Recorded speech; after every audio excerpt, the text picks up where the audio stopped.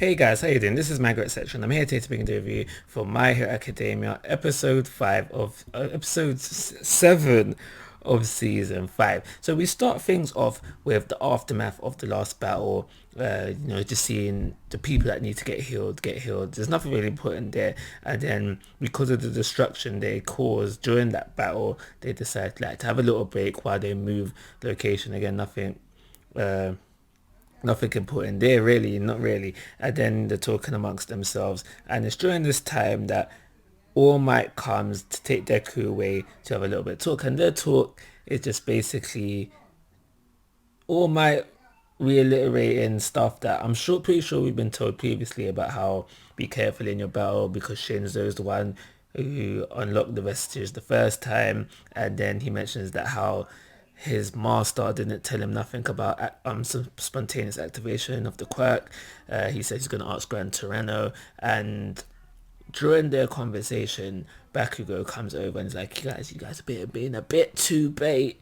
Need to dial it back, and he's briefly informed of what's going on with them there. So after all of that said and done, we ease towards starting the third battle, and now there's something. What's his name? Tokoyami says to Shoto, and I'm pretty sure I thought it in the manga, but I definitely thought it again today watching the episode, and what I was thinking is not that deep. And now Tokoyami goes into a whole thing with Shoto about how he's disappointed because he feels like he should have done better because he's been working under one of the top three heroes. No, top two. Yeah, top two heroes. Obviously, he's working under Hawks, who's number two, and he feels like Shoto needs to do well because they're representing top heroes. Obviously, Shoto is representing number one, his daddy. And I'm thinking to myself, yeah, it's not that deep at all, but I don't really understand mindset why Tokoyami has that mindset, and I feel like Shoto's kind of in my agreement with it, because at first he was a bit like Tokoyami, what are you talking about? But I think, unlike me, Shoto can understand where he's coming from, but me personally, I don't see where he's coming from at all, at completely at all. So even after that, and it seems like we're finally going to start the third battle. No, no, no, no, no, no, no.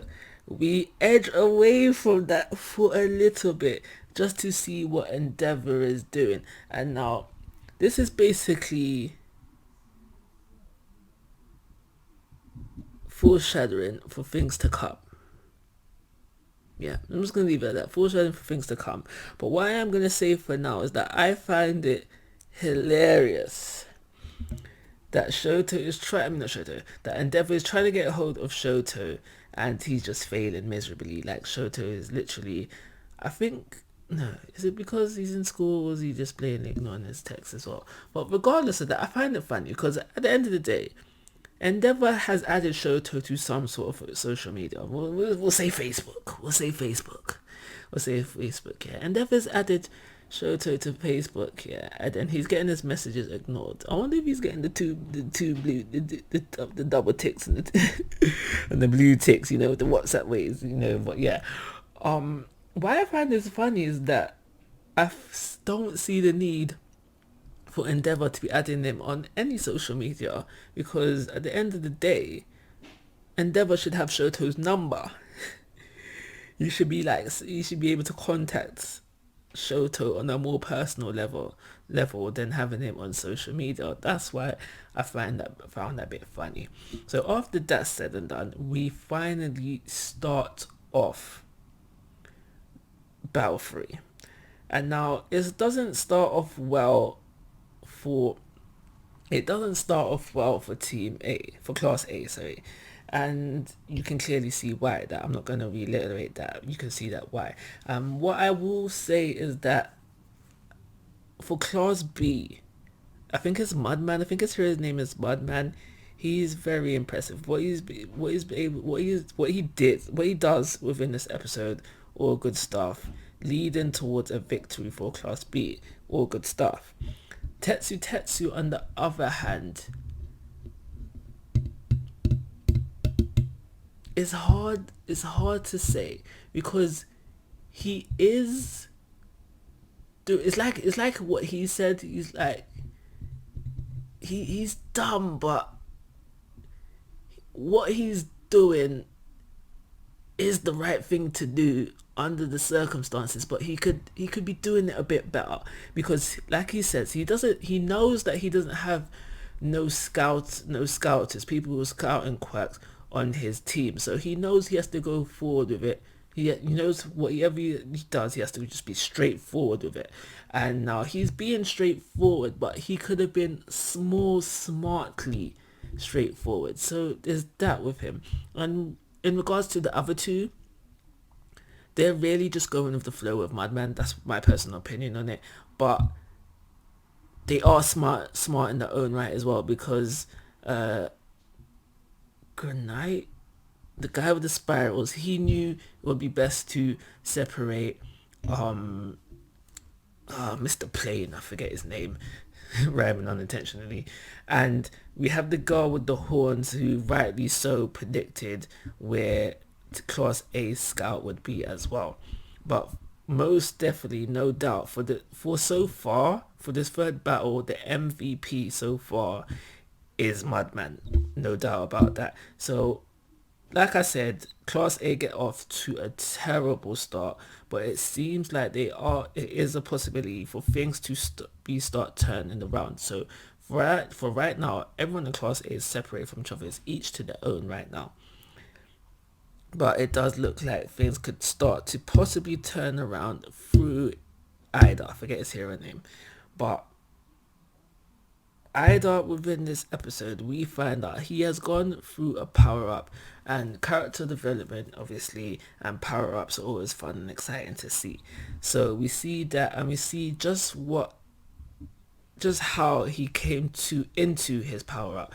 So we find out that how if he rips out the things, sorry, pause. If he rips out his mufflers, that's a better word to use.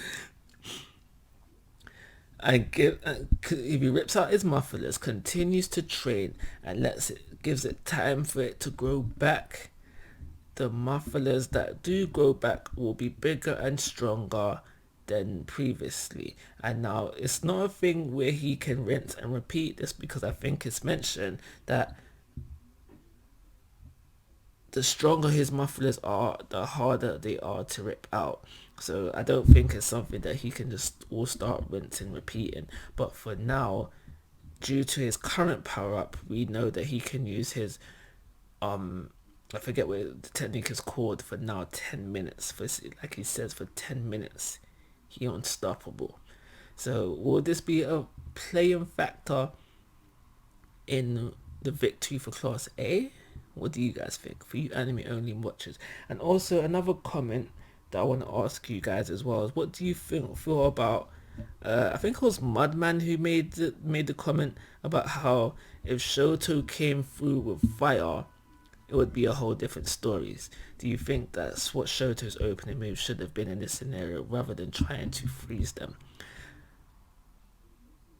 Yeah, that's it for now. I'm looking for some exciting animation, and I thought we was gonna get that with the Ida stuff, but I feel like it started and then it's like, nah, that's normal.